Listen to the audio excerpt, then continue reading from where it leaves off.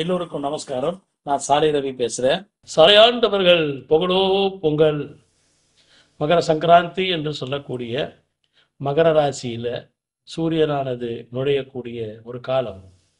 அன்றிலிருந்து தட்சிணாமுகமாக இருந்த சூரியன் உத்தராயணத்தை நோக்கி பயணத்தை தொடங்கக்கூடிய நாளே மகர சங்கராந்தி என்று சொல்லப்பட்டது.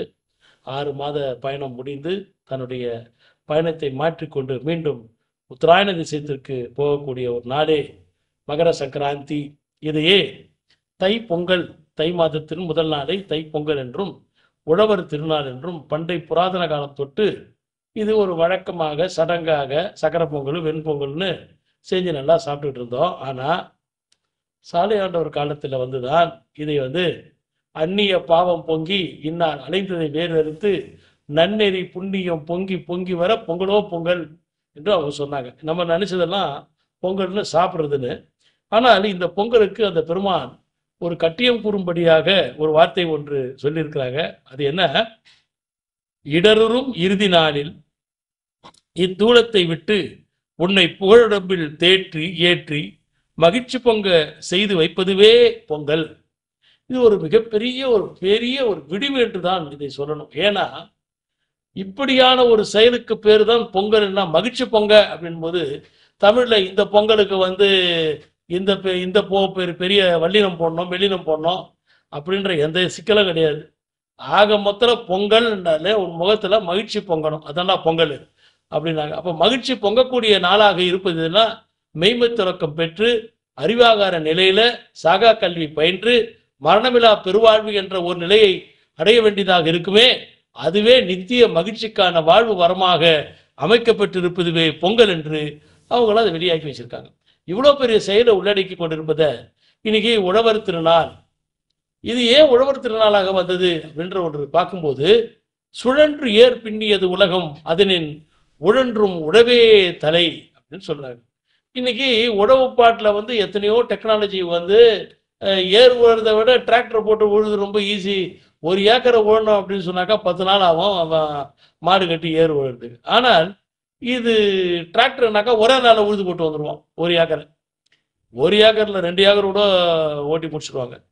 அந்த அளவுக்கு ஒரு டெக்னாலஜி வரும்போது இப்போ திருவள்ளுவர் பெருமான் இருந்தா திருவள்ளுவர் திருக்குறளை மாத்தானே எழுதியிருக்கணும். சுழன்று ஏர் பின்னியது அப்படின்னும் போது அந்த காலத்தில் அது மட்டும் தான் இருந்ததுனாக்கா முக்காலம் உணர்ந்த முழுமுதல் ஞானி இந்த ஏர் உழதை பற்றியா சொல்லியிருப்பாரு? ஏர் உழ தெரியாத நாடுகள் எல்லாம் பசியும் பட்டியுமா செத்து போயா கிடக்கலாம்? அப்படியே இல்லை. அப்போ இது எதை வைத்து சொல்லப்பட்டிருக்கும் அப்படின்னா, மெஞ்ஞான செயல் தேர்ந்து நாத்தழும் பங்கேறி விளைகின்ற வாக்கால் என்று சொன்னது போலவும், இன்னொன்று வேதகளை பழகிய ஆதியினர் சென்னரிச்சீர் உழவுகோல் கைவரமடைந்து பெருங்குடி பிறப்பு பெரியதென சமுசாரியர்களாகிய நலவிளைவு பொன்னில வளர்த்து மானா கண்ணாளர்கள் என்று அந்த சுழன்று ஏர் பின்னியது உலகம் என்று சொன்னார்களே, அதற்கான ஒரு பெரிய ஒரு விடிவை நம் பெருமான் சாலையாண்டவர்கள் அதை எடுத்து வெளியாக்குறாங்க. இதாடா அது அப்படி. ஏனென்றால் சொல்லேர் உழவர் என்று பேர். இப்படியான இந்த மெஞ்ஞான நிலைகளை ஏற்று இந்த உலகம் முழுதும் பரப்புவதற்கென்று வரக்கூடிய அந்த திடஞான செம்மல்களுக்கெல்லாம் அவர்களுடைய நாக்கூறு என்று சொல்லக்கூடிய நாகூறு என்று சொல்லக்கூடிய அது சொல்லேர் உழவர் என்று பேர். இதைதான் நாவரையரும் சொல்லக விளக்கது ஜோதி உள்ளது என்றும் சொல்லியிருக்கிறாங்க. அப்போ இந்த ஜோதி பிரகாசத்தை கொண்டு தரக்கூடிய உழவுப்பாடு எப்படி மண்ணை புரட்டி போட்டு எப்படி ஒரு புது நெல்லை தூவி அது விளைவிக்க வருதோ, அதே போல இவனுடைய மனதில் அழுக்குகளை மாற்றி மாசு மறுவில்லாத ஒரு மனமாக மாசிலான் என்ற ஒரு நிலையை ஆக்கி வைத்து அதில் வித்தில்லா வித்தாக ஒன்றை விதைத்து அதன் மூலமாக இவன் வேத வித்தாக வளர்ந்து விளைவேறி வரக்கூடிய ஒன்றான ஆகணும் அப்படின்றத ஒரே ஒரு பெரிய காரண நாட்டத்தை கொண்டு இந்த திருவள்ளுவர் பெருமான் இந்த முக்காலத்தை உணர்ந்த முழுவதற் ஞானி இந்த திருக்குறளை வெளியாக்கியிருக்காங்க. இது வைத்து பார்த்தால் எக்காலத்துக்கும் பொருந்தும்படியாக இருக்கு. இந்த ஒரு செயலை வச்சு பார்த்தா நீ உழவு நினைச்சு பார்த்தீங்கன்னாக்கா அந்த ஒரு காலத்துல மட்டும் அப்படி இருந்தது, இந்த காலத்துல வேற மாதிரியா இருக்குதுன்னு தான் கான்ட்ரவர்சி வரும்.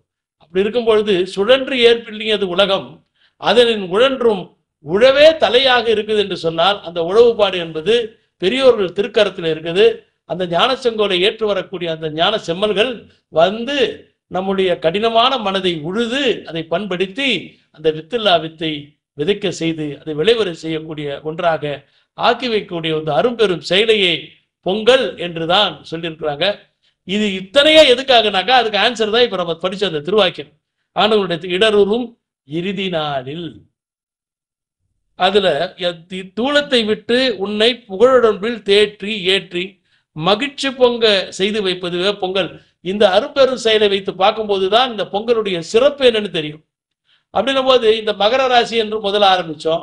தட்சிணாயனம் உத்தராயணம் என்று சூரியனுடைய பாதையை பற்றி சொன்னோம் என்று சொன்னால் இது அத்தனையும் அந்த மூச்சுலயமாகிய மனோலயத்தின் ரகசியத்தையும் சாவரும் முன் சாக பழகுகின்ற தேவ ரகசிய செயலை மறைபொருளாக வைத்து ஒரு ஒரு பெருமானை தேடி அடைந்து அவர்களிடத்துல தஞ்சம் புகுந்து சரணடைந்து இந்த ரகசியங்களை தெரிந்து கொள்ள வேண்டும் என்பதற்காக பெரியோர்கள் இப்படி ஒரு மறைபொருளாக சொல்லி மூடி வைத்ததே அன்றி ஏதோ சக்கரை பொங்கலை சாப்பிட்றது வெண்பொங்கலை சாப்பிட்றது அன்னைக்கு லீவ் விட்டு கலர் ட்ரெஸ்ஸை மாட்டின்னு சுற்றி இருக்குதுன்றது பிற்காலத்தில் வந்த மூடர்கள் இதை இப்படியான ஒரு சடங்காக மாற்றி விட்டார்கள். உயிருக்கான ஒரு நன்மையை சொன்னதுதான் இந்த அரும்பெரும் செயலுடைய இத்திருவிழா. இதை பற்றி இன்னும் மேலும் மேலும் சிந்திக்க வேண்டும் என்றுதான் இன்றைக்கு இது நாம் பேசிக்கொண்டிருக்கிறோம். மீண்டும் சந்திப்போம். நமஸ்காரம். சாலை ரவி.